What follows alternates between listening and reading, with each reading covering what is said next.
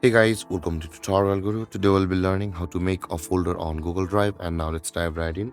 Now to make a folder on Google Drive, first open up your preferred browser as I have already opened the Google Chrome, and on the search bar click over there and type in the address drive.google.com and let's hit on enter.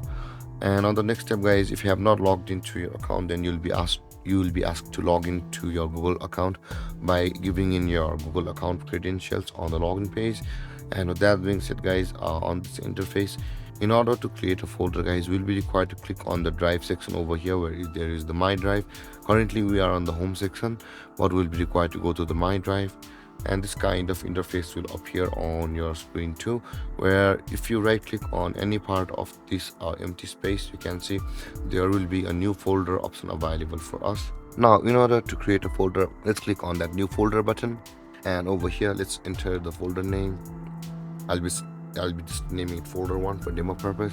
So let's click on create, and you can see guys that folder has been created over here. And there guys, this is how to create a folder on Google Drive.